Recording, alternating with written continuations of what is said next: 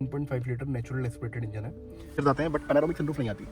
Panoramic sunroof मैं आपको दिखाऊं, पैनोरामिक सनरूफ नहीं आती। तो दरवाज़ा जब खुलता है तो यहाँ का अलग दिखाएगा, बूट का अलग दिखाएगा, बूट का अलग दिखाएगा, बोनट का अलग दिखाएगा।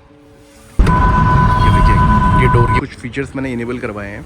अलॉय व्हील नहीं आते हैं, अलॉय व्हील मैंने अलग से लगाए हैं क्योंकि मॉनिटरिंग सिस्टम ये उसमें मैग्नेटिक क्या, ये एक मेटल की प्लेट लगाई हुई है इन्होंने। प्रीमियम इंटीरियर है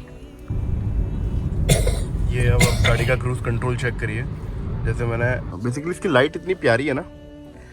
रियर कैमरा इसमें मैंने इंस्टॉल करवाया है 3 को भी दिखाता हूँ। Back to my YouTube channel many vlogs. So आज मैं अपनी जैसा कि मैंने आपको बताया था कि मैं अपनी आज क्रेटा का कंप्लीट ओनरशिप रिव्यू दूंगा। तो मैं आज अपनी क्रेटा का ओनरशिप रिव्यू आपको दे रहा हूँ। और ये क्रेटा बेसिकली मैंने 14 जुलाई 2025 में मैंने परचेस करी थी। और ये बेसिकली मैंने अपनी वाइफ को गिफ्ट करी थी क्योंकि उसकी ये ड्रीम कार है। मतलब एक होता ना कि सपना यार की मतलब लेना है। बेसिकली ड्रीम कार क्या, ड्रीम कार तो मेरी भी है। मैं भी क्रेटा का एक टाइम से मतलब मैं बहुत पहले से मैं क्रेटा का फ़ैन था। इसके हॉर्न का क्या मतलब, इसके डिज़ाइन का क्या, Hyundai ने बड़ी लाजवाब चीज़ बनाई है, बेहतरीन चीज़ बनाई है। आप सब लोग को मतलब मैं समझता हूँ आप लोग की भी फेवरेट कार होगी ये। और बहुत बढ़िया गाड़ी, बहुत बढ़िया गाड़ी है। और मुझे बेसिकली आप लोग को पता होगा, इससे पहले मेरे पास कोई थी, रेनॉल्ट की कोई थी, और वो भी बहुत अच्छी गाड़ी है नो डाउट। और वो मैंने 10 साल चलाई है। 10 साल चलाने के बाद अब मैंने वो गाड़ी को सेल कर दिया। इसलिए अब शादी हो गई है और अब मेरा बेटा भी हो गया है। तो फैमिली के हिसाब से अब मेरे को गाड़ी को कोई थोड़ी छोटी पड़ रही थी। गाड़ी मेरी 1,30,000 किलोमीटर चल चुकी थी वो, और अभी भी इसकी कंडीशन बिल्कुल मिंट कंडीशन थी। सो अभी हम उस पर नहीं आते। अभी मैं आपको जुलाई में मैंने ये गाड़ी परचेस करी थी। और ये गाड़ी परचेस करके मतलब मैं अभी तक का जो ओनरशिप रिव्यू दे रहा हूँ आपको, मतलब ओवरऑल मुझे गाड़ी ये बहुत अच्छी लगी। ये मेरी 1.5 लीटर नेचुरल एस्पिरेटेड इंजन है और कोई टर्बो वर्बो कुछ नहीं है, नॉर्मल इंजन है। बहुत बढ़िया परफॉर्मेंस है, सब कुछ बढ़िया। Average it's all depend upon average जो है ना, एवरेज इसका डिपेंड करता है इस पर। ये देख रहे हैं आप, राइट वाला जो पैर है ना, राइट वाला पैर का जो पैडल है, पूरा एवरेज इस पर डिपेंड करता है कि आप जितना इस पर जोर लगा के रखेंगे उतना एवरेज बढ़ जाएगा। जितना आप इस पर प्यार से बरतेंगे उतना एवरेज बढ़ जाएगा। सो गाइस, जैसे कि अभी हम लोकल में चल रहे हैं तो लोकल में इस गाड़ी का जो एवरेज निकल के आ रहा है वो 13.7 का एवरेज है। अच्छी चीज़ मैं आपको बताऊँ इसकी जो मुझे लगती है, क्लस्टर मीटर पूरा डिजिटल है। और दूसरा ये मेरा EX ऑप्शनल वेरिएंट है। इसमें जो है, इसमें बेस मॉडल से ऊपर EX आता है। EX में ये सारे फीचर्स आते हैं, बट पैनोरामिक सनरूफ नहीं आती। पैनोरामिक सनरूफ मैं आपको दिखाऊँ, पैनोरामिक सनरूफ नहीं आती। तो ये इसमें पैनोरामिक सनरूफ भी आती है। EX ऑप्शनल है। मई 2025 में ये मॉडल लॉन्च हुआ है। अब आप क्लस्टर मीटर देखिए, इसमें भी देखेंगे तो बेसिकली कनेक्टिंग तो है, बट वो फिर वो वाला कनेक्टिंग नहीं है जो कि SX में जो आता है। बस इसमें जो एक कमी खलती है ना, वो सिर्फ इसकी कमी खलती है कि ये ऑटोमेटिक वाला नहीं है, बस इसकी कमी खलती है। बाकी इसमें 6 एयरबैग स्टैंडर्ड आते हैं। सेंटर स्पीकर पर इसमें नहीं आता है, मैंने इसमें लगवाया भी था, बट वो बोस का मैंने लगवाया था, बट वो इसके साथ कंपैटिबल हुआ नहीं। तो आवाज़ ना अजीब सी भर आवाज़ थी, तो आवाज़ मज़ा नहीं आया। और इसमें जो आता है, इसमें 2 ट्विटर आते हैं दोनों साइड में, और फोल्डेबल मिरर नहीं आता। फोल्डेबल मैंने अलग से लगवाया है। फोल्डेबल का सिर्फ ये बटन मैंने अलग से लगवाया है, बाकी ये चीज़ ऑटोमेटिक आती है। इसमें मिरर ऑटोमेटिक है। और अब मैं आपको, हाँ, इसका जो मैं आपको क्लस्टर मीटर के बारे में बता रहा था, क्लस्टर मीटर में मेरे को सबसे बढ़िया चीज़ जो लगती है ना, दरवाज़ा जब खुलता है तो यहाँ का अलग दिखाएगा, बूट का अलग दिखाएगा, बूट का अलग दिखाएगा, बोनट का अलग दिखाएगा, सबका अलग अलग दिखाएगा। और दरवाज़ा जो वार्निंग लाइट है ना, वो इतनी खतरनाक है कि मतलब पूरा ये रेड ब्लिंक कर जाता है। वो मैं आपको अभी दिखाऊंगा। ये देखिए, ये डोर की वार्निंग लाइट है, इतनी बुरी तरीके से बोलता है ये। ट्रिप मीटर में इसमें दिखाऊँ आपको, इसमें एक तो करंट ट्रिप मीटर है, दूसरा इसमें सिंस रिफ्यूलिंग, जब से फ्यूल कैप खुला होगा उसके बाद से वो सिंस रिफ्यूलिंग दिखा देता है। और सिंस लास्ट रिसेट जो आपने किया था उसके बाद से वो दिखा देगा। और ऑटो स्टॉप आप इसमें टाइम सेट कर सकते हैं। दूसरा इसमें ड्राइवर असिस्टेंट का एक फीचर है। और क्लस्टर मीटर में आप क्लस्टर थीम सेट कर सकते हैं, आपको जो भी थीम सेट करनी है। मुझे इस वाली थीम का बड़ा शौक चल रहा है। बाकी ऑटो स्टॉप, टाइमर, वाइपर की जो डिस्प्ले लाइट आती है, IC रोड की जो वार्निंग लाइट आती है, वेलकम साउंड आप चालू करना चाहते हैं, बंद करना चाहते हैं, वो आप कर सकते हैं। लाइट, अंदर का एलिमिनेशन, आप वो ये मीटर का एलिमिनेशन है, आप इसकी ब्राइटनेस को एडजस्ट कर सकते हैं। मैंने ये फुली रखी है क्योंकि मुझे फुली ज़्यादा अच्छी लगती है। 1 टच इंडिकेटर में कितने बार इंडिकेटर ब्लिंक करेगा वो आप कर सकते हैं। मैंने 3 फ्लैश पे किया है। 7 फ्लैशेस बहुत ज़्यादा हो जाते हैं। अगला आदमी सोचता है कि ये गाड़ी राइट को मुड़ रही है, लेफ्ट को मुड़ रही है, वो डिस्टर्बेंस ज़्यादा क्रिएट करता है। हेडलाइट का टाइम, इंटीरियर लाइट, फीचर्स बहुत हैं इसमें। और डोर ऑटो लॉक आपको ऑफ करना है, इनेबल ऑन स्पीड में करना है या ऑफ करना है। ऑटो लॉक आपको ऑन ऑफ करना है। सो ये तो बेसिकली इसके फीचर हो गए। बाकी मैं आपको इसका ड्राइविंग एक्सपीरियंस बताता हूँ। और ड्राइविंग एक्सपीरियंस इसका मेरा बहुत अच्छा एक्सपीरियंस है। सबसे अच्छी बात है इसमें पैनोरामिक सनरूफ है। बेसिकली ये मॉडल क्रेटा में अगर आप जा रहे हैं ना, या तो आप बेस मॉडल लीजिए। मेरी जो मेरा जो मानना है, या तो आप बेस मॉडल लीजिए, या अगर आपके पास थोड़ा पैसा है तो आप EX ऑप्शनल में जाइए, क्योंकि इसमें जो फीचर्स है ना, इसमें लगभग सारे फीचर्स आ जाते हैं। वायरलेस चार्जर इसमें नहीं आता है, बट आप एडिशनली लगा सकते हो, कोई बहुत बड़ी चीज़ नहीं है। वायरलेस चार्जर की अगर आपको नीड है आप लगाइए, नहीं है तो मत लगाइए। जैसे अभी तक मुझे लगी नहीं कि नीड है, और बाकी आगे मुझे लगेगी तो मैं वायरलेस चार्जर भी लगा लूँगा। बाकी इसमें आर्म रेस्ट में कुशनिंग आती है, ये मैंने एयर प्यूरीफायर अलग से लगाया हुआ है, जैसे कि आजकल पॉल्यूशन बहुत है तो उसकी वजह से थोड़ा ज़रूरी भी है। और अच्छी बात यह है कि इसमें ना आप थोड़ा सा फ्रेगनेंस स्प्रे कर दें तो पूरी गाड़ी में फ्रेगनेंस आती रहती है। सो जो मैं अपनी इससे पहले वाली वीडियो में बता रहा था कि मेरी गाड़ी में मैंने जो कुछ फीचर्स मैंने इनेबल करवाए हैं, जैसे कि आपको पता होगा कि जितने भी टॉप वेरिएंट की जो क्रेटा है उनमें एक फीचर्स ये है कि हैंड ब्रेक से DRL कनेक्टेड है। ये दोनों जो साइड वाली जो DRL है लेफ्ट राइट की, ये जैसे ही आप हैंड ब्रेक को रिलीज़ करेंगे तो ये DRL एक्टिवेट हो जाएंगी, ऑन हो जाएंगी। और हमारा वाला जो वेरिएंट है EX तक, इस EX के बाद S आता है, उसके बाद S ऑप्शनल आता है।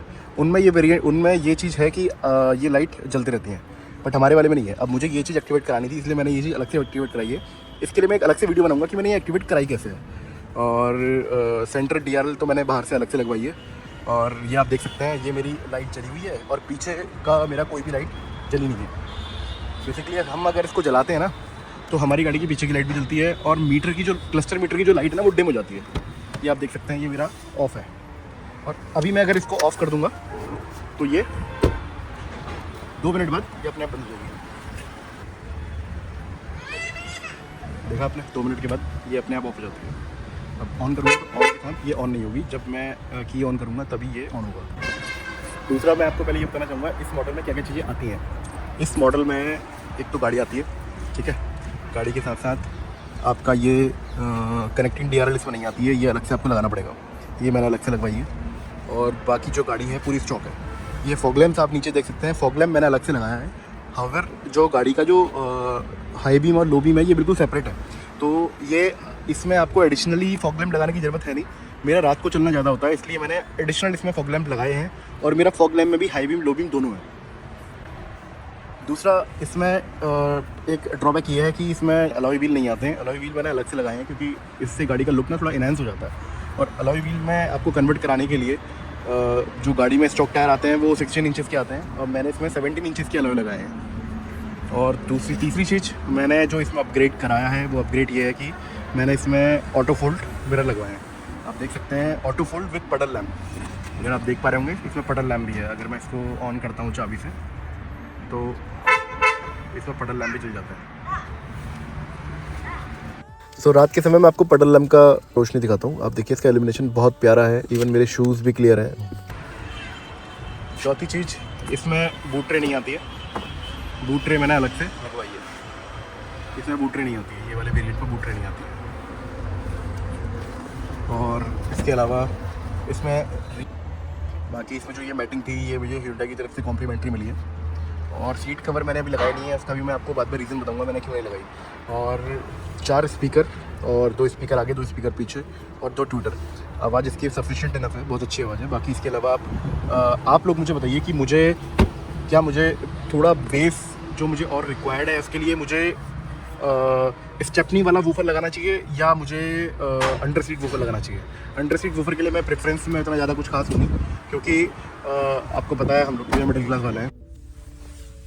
इसमें टायर प्रेशर मॉनिटरिंग सिस्टम भी है, कह रहा है drive to display pressure monitoring system, ये उसमें ही काम करता है जब गाड़ी चलती है, आप देख सकते हैं। बाकी इसके अलावा आपका क्वेश्चंस ये भी होंगे कि मैं ये गाड़ी मुझे कितने की पड़ी। हाँ, ये गाड़ी मैं आपको बताना भूल गया, ये गाड़ी मुझे पड़ी है 14,40,000 की। और इसके बाद जो मैंने एडिशनली काम कराया है वो कॉस्ट अलग है, तो वो सब मिला के मुझे गाड़ी लगभग ये 16 के आसपास की पड़ गई। और इसमें मैंने कोई भी वायरिंग का कोई भी टेम्परिंग वाला काम नहीं कराया है। ऑटो फोल्ड का जो काम था वो मैंने फरीदाबाद में Hyundai से कराया है। सागर सेगल ब्लॉक्स में आप देख सकते हैं, सागर सेगल जो अपने सागर भाई हैं उनका जो काम है बिल्कुल जेन्युइन काम है, और अपनी गारंटी वारंटी वो सब कुछ देते हैं। और मैंने एक चीज़ और देखी उनके काम में कि बिल्कुल भी वायरिंग की कोई टेम्परिंग नहीं है, वायरिंग ना कोई कट ना कुछ, सीधे बिल्कुल कपलर टू कपलर उन्होंने काम किया है, बहुत बढ़िया काम। वायरिंग के काम में मैं बिल्कुल भी रिस्क लेना नहीं चाहता, इसलिए मैं मुरादाबाद से फरीदाबाद गया सिर्फ ये ऑटो फोल्ड का काम कराने की। सबसे अच्छी बात इस गाड़ी की मुझे लगी कि इंजन साउंड बिल्कुल भी जीरो है। इंजन नॉइज जो है ना गाड़ी की बिल्कुल जीरो है। अभी मैं आपको दिखाता हूँ, तो आप देखिए ये मेरी गाड़ी अभी ऑफ है, मैं स्टार्ट कर रहा हूँ इसे।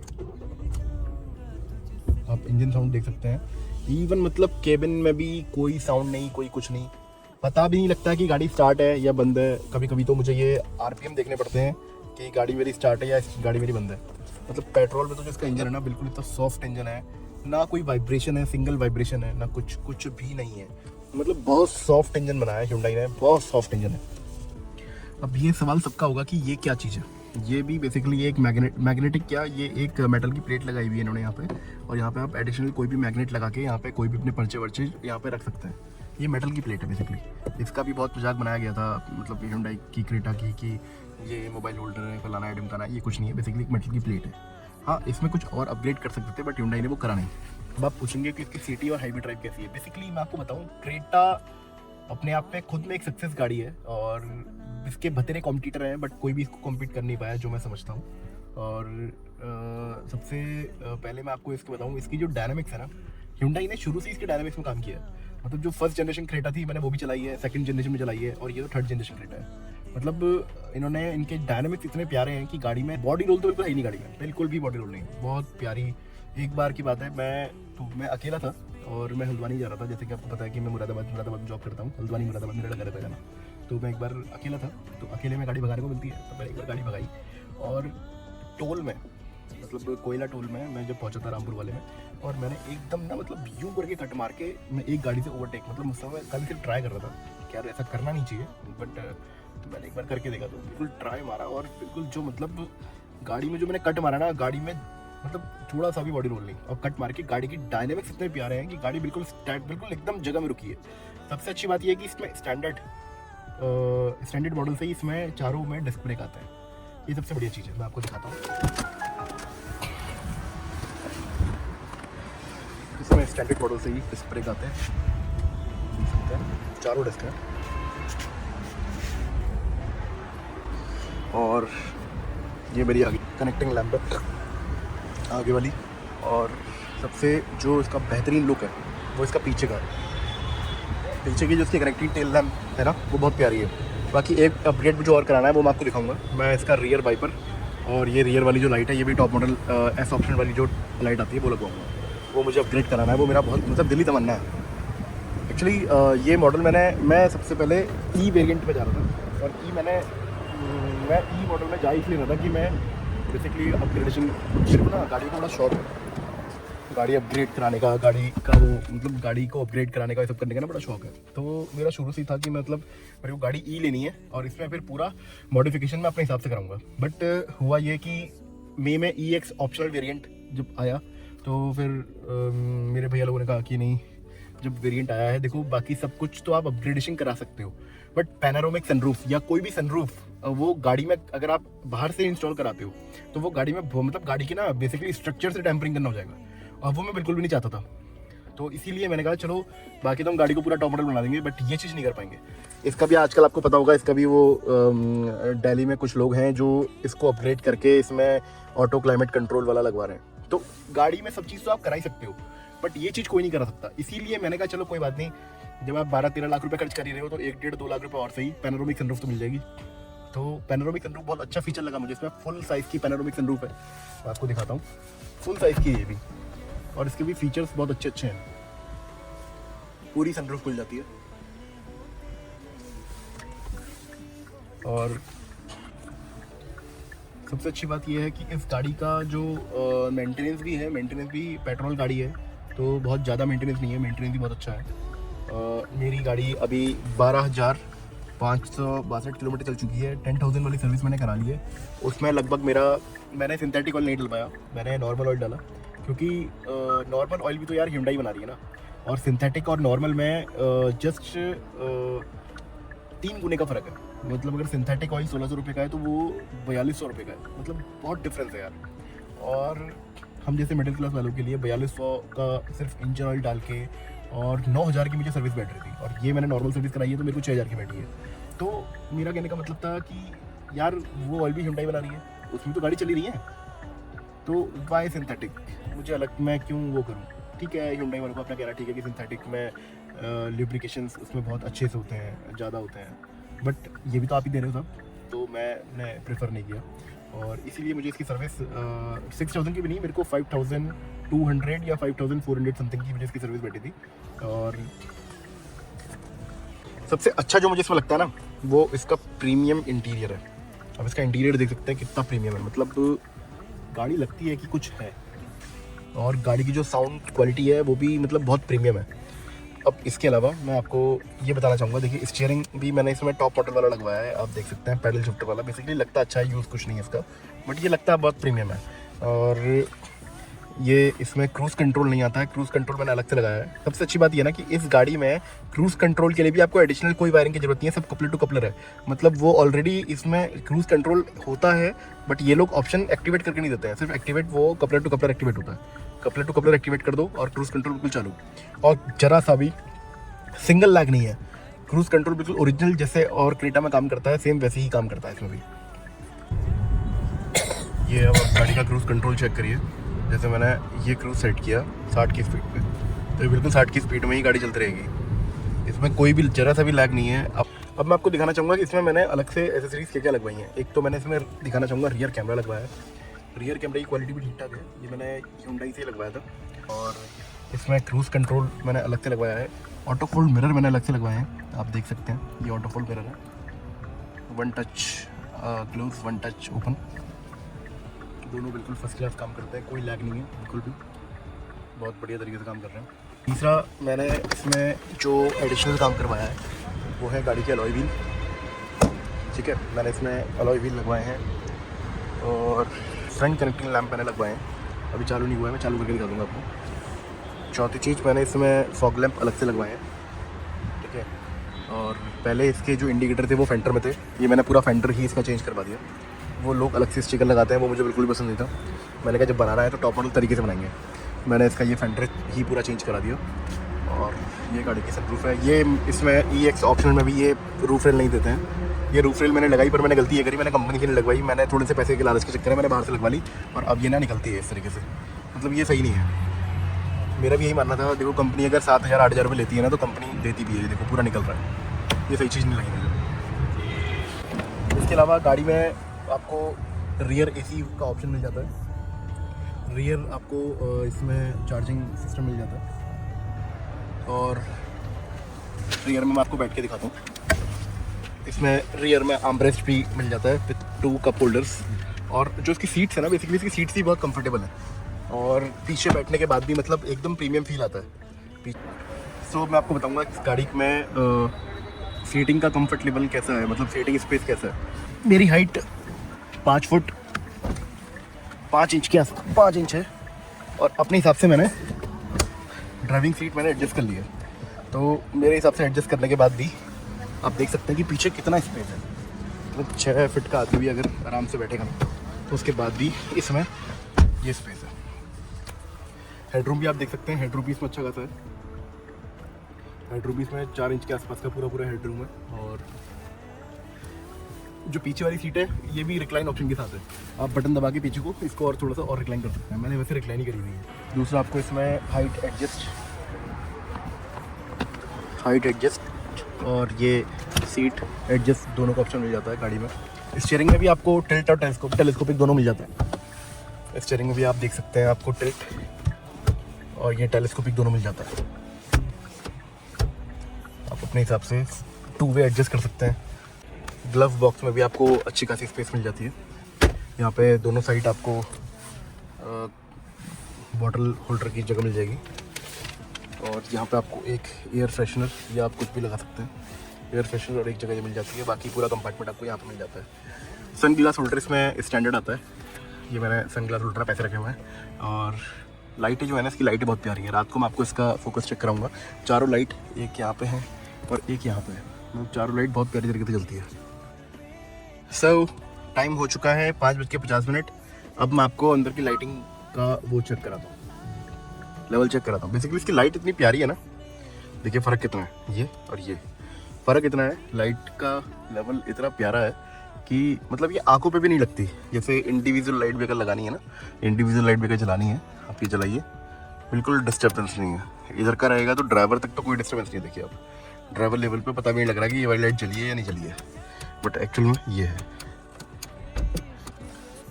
सो यहाँ पे मैंने आपको लगभग सारी चीज़ें मैंने इसमें आपको कवर कर दी है। और जैसे कि अब आप लोग का सवाल ये होगा कि इस 15 लाख के आसपास में यही बजट में आप गाड़ी में क्यों गए। अब बेसिकली मैं क्रेटा में ही इसलिए गया क्योंकि इसके जो कंफर्टेबल जो इसमें है वो इस वेरिएंट की मुझे और किसी गाड़ी में लगा नहीं। मैंने और भी सेल्टोस में चला के देखी, सेल्टोस के सस्पेंशन थोड़े मुझे स्टिफ लगे इसके अकॉर्डिंगली, बट वैसे तो दोनों भाई बहन ही है, बट सस्पेंशन में थोड़ा सा फ़र्क है तो सेल्टोस और क्रेटा वगैरह बात करता है। दूसरी बात ये है कि ये बिल्कुल हॉट सेलिंग कार है। इसमें रिसर्च एंड डेवलपमेंट मतलब लगभग इन्होंने सारा रिसर्च एंड डेवलपमेंट कर चुके हैं लोग। उसके बाद अब 3rd जनरेशन गाड़ी की आ रही है और सक्सेसफुल सेलिंग के साथ, तो इसीलिए मैं Hyundai में गया। दूसरा, इनकी सर्विस की मैंने बहुत तारीफ़ें सुनी थी पहले से भी, और मैंने खुद भी जो महसूस करा मतलब बहुत अच्छी सर्विस है। मतलब एक चीज़ आपकी गाड़ी में क्या क्या रिफ्यूल कर, मतलब आपकी गाड़ी में क्या क्या टॉपअप कर रहे हैं, वो सब चीज़ की आपको वीडियो बना के आपको बिल्कुल अपडेट करेंगे। आपको सर्विस सेंटर में भी रुकने की जरूरत नहीं है। सो अब मैं आपको बताना चाहूँगा कि इस गाड़ी में मैंने जो गाड़ी में स्टॉक चीज़ आती है उसके अलावा मैंने गाड़ी में क्या क्या काम कराया है।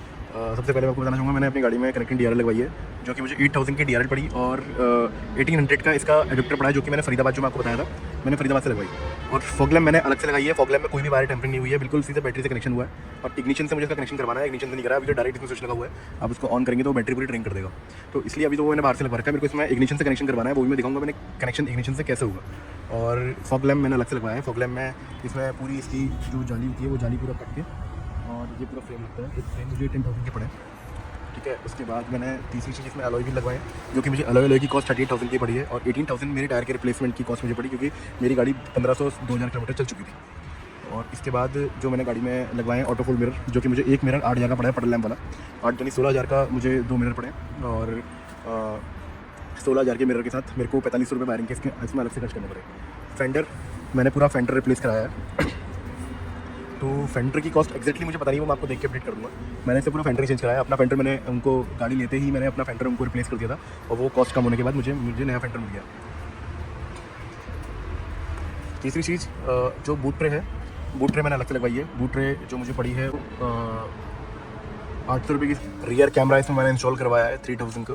अब आपको बताना चाहूँगा, मैंने अपनी गाड़ी में सेंटर स्पीकर लगवाया था बोस का, बट वो सेंटर स्पीकर बोस का जो न था ना, वो उससे दिक्कत ये आ रही थी कि गाड़ी की आवाज़ ना बड़ी भर कर रही थी। मैं आपको वीडियो भी अटैच कर दूंगा कर रही थी, तो इसलिए मैंने वो स्पीकर मैंने हटा दिया है। अब मैं इसमें देखूंगा कोई सस्ता सा स्पीकर लगाऊंगा जो कि सिर्फ वोकल दे, बाकी मुझे इसमें टेरेबल और मुझे बास वगैरह कुछ भी नहीं चाहिए। बास के लिए आप मुझे बताइए कि मुझे क्या करना चाहिए, मुझे अंडर सीट बूफर लगाना चाहिए या मुझे स्टेपनी वाला बूफर लगाना चाहिए, क्या चीज़ बढ़िया रहती है, एक बार आप मुझे प्लीज़ बताइए, क्योंकि मैं स्टिल कंफ्यूज हूँ कि मुझे अंडर सीट बूफर लगाना चाहिए, मुझे वो लगाना चाहिए स्टेपनी वाला। और मैं स्टेपनी वाले के प्रेफरेंस में ज़्यादा हूँ, क्योंकि अंडर सीट में ना, आपको पता है आप तो मिडिल क्लास वाले हैं, जूते भी हम जब कहीं जाते हैं तो जूते सीट के नीचे रखते हैं क्योंकि और कहीं जगह ही नहीं मिलती। अब वो डर इस बात का है कि अंडर सीट ऊपर अगर मैंने लगा दिया और वहाँ पे जूते वूते रख दिए तो वो साला ख़राब हो जाएगा, इसलिए मैं उसके प्रेफरेंस में थोड़ा कम हूँ।